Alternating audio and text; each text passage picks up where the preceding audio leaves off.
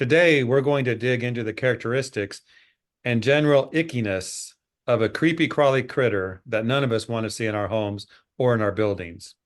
And they say if you see one, there could be 100 more you don't see. At least that's what I discovered when I Googled it. Today, we're going to gather some great information and let Google have a rest. I welcome Rob Fernback with Complete Pest Solutions. Rob, welcome to the program. Thanks, Jeff, for having me. Looking forward to this month's episode. I think you're kind of excited about this bug, the I am. cockroach. Not too many people get excited about cockroaches, but today I am. All right. Well, let's get started. Why don't you tell us a little bit about the types of cockroaches there are out there and maybe some of the common ones and what we might see in different areas? There are over 4,500 different species of cockroaches, but really only out of those 4,500, 30 of them are considered to be pests. Out of those 30, there are 5 that are more popular, I guess you could say. So you have the German, American cockroaches, Australian and Oriental cockroaches, and then one that a lot of people don't know of are brown banded cockroaches. Those are native to like Ohio, Pennsylvania. They live in wooded areas. So those are your popular 5. Yeah, when you see one, I guess the question isn't what kind is it, it's just it's a roach and you want to get rid of it. But interesting that there's so many types. Yeah, I know. And they all kind of look similar too. So it's sometimes one could look exactly the same, it's just a little bit smaller. And that's how you differentiate it. I've heard like in Florida, they're bigger.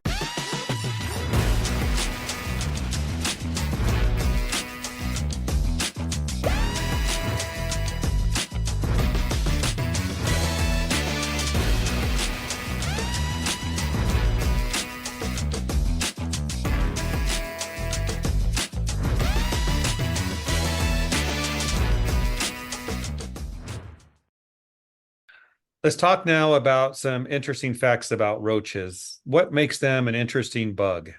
All right, so just some interesting facts. They are considered to be cannibals. They run super fast. They can run up to 3 miles in 60 minutes. They can survive 1 whole month without eating anything. They hold their breath really long. The most interesting fact, I would say, a cockroach could live for 1 week without its head. So you could decapitate a cockroach and that sucker will continue to live for at least a week. That was pretty much the most interesting fact that I know of cockroaches. They can trigger asthma if you're asthmatic.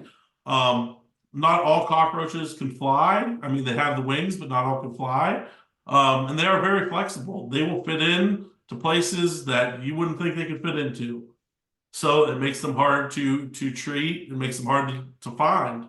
I quit listening when you said when you cut off their head, they can live. Yeah, that's they say the headless horseman, the headless cockroach. All right. Well, we're going to talk about extermination processes later. I guess cutting their heads off is not going to fit into that. So not unless you want to wait a week. Yeah. We think about you might have a clean home, a clean building, right? You keep everything cleaned up.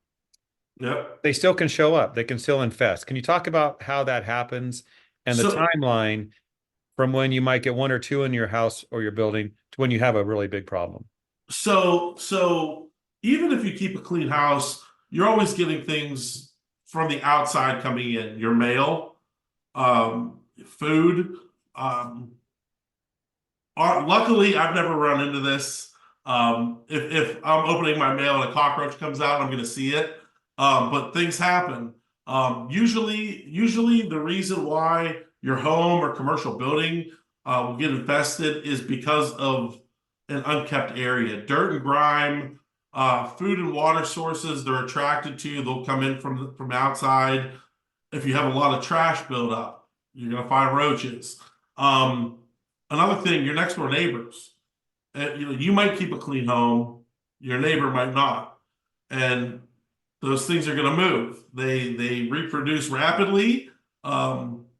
Each birthing cycle they have about 200 to 300 offspring. so they need somewhere to go. So they are going to travel next door. But for the most part, they're coming in from outside sources that do have those issues: dirt and grime, food, trash. That's what really attracts them. I was debating, Rob, whether to share this story, but I'll make it brief. Let's I know hear we had a neighbor who had bad roach. It was not, just a neighbor. And when they had their house exterminated, we saw those things coming towards us outside. That's kind of a scary thought to think that it could just happen. So it's it. good to know. Yeah. No, yeah, and it's funny. This is the second time that you mentioned, if you see one or two, there's never one or two.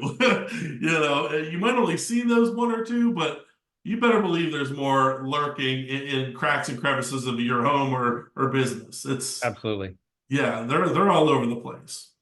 Let's talk now about the health hazards and concerns because obviously you don't want them, but there's a bigger picture here. Talk about that and maybe the psychological impact some may suffer. They have them, they're gone, but they still feel that impact. No, absolutely. So, roaches are known to be an allergen. They're also known to trigger asthma. Depending on the severity of the infestation and the location in which you live, um, they can cause a laundry list of issues. Some as far as the plague, um, leprosy. Those are the more severe end of the spectrum.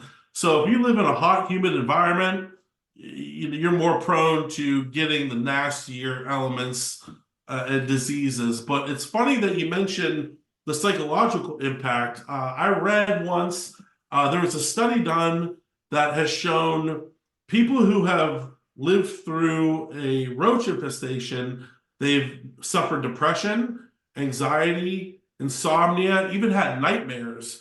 Um, the study showed that you were two or three times more likely to suffer those ailments than people that haven't lived through a roach infestation. So I thought that was pretty interesting.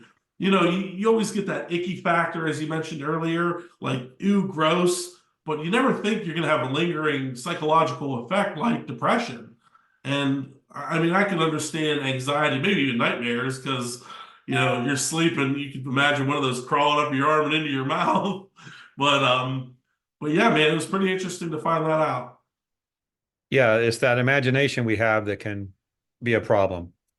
Well, the reason for the sicknesses isn't necessarily the roach itself, but what it leaves behind. Hmm. It's feces, urine, saliva, digestive fluids. Those are the things that they'll sit on a surface of something. You'll touch it, and then you'll rub your eye or pick something out of your teeth, and you know how filthy your hands could get just from touching your cell phone. So that's really where those illnesses come into play. Yeah, that makes sense. The bugs themselves may not be the issue. It's what they leave behind or do. I mean, I saw on a social media post recently about mosquitoes being used as a food. I thought that was interesting, but that's. Listen, people have deep fried cockroaches as a food, or I chocolate covered wondered. I didn't want to cockroaches. ask, but that's true. Not for me. Yeah, that's true. Yeah, yeah. Or Okay, crickets. Crickets is another one. Maybe not cockroaches. Crickets. we will. I will Google that later. So Yeah. let's talk about treatment because if you've got them, how do you get rid of them? How long does it take to get rid of them from a home or a building? So we like to set up a month-long service plan. So what we really focus on when we treat cockroaches, we'll go into the home or office. We have a roach gel that is kind of like a bait. We will go around and we will bait all your cabinets, all your appliances, anything that's on top of your countertops, your desks. We have a chemical dust that also attracts the roaches. We literally take off the electrical outlets, dust behind the electrical outlets, pipe chases. We treat all the baseboards around the interior of the home, and then the exterior base of the home, windows, doors. I've been in uh, manufacturing plants that have roach issues. we open up their machinery and we'll dust inside the machinery because guess what? There's roaches in there. So we have a very thorough plan, but we like to set it up as a month-long treatment. You do a treatment per week until that infestation is taken care of. And usually after that month, you're good. Anything to add that you want our viewers to know about that we might have missed? It's just to stay on top of it. When you see one, there's definitely more. There's never just one. Rapid reaction is key. Contact your local pest control operator, and we'll take care of it.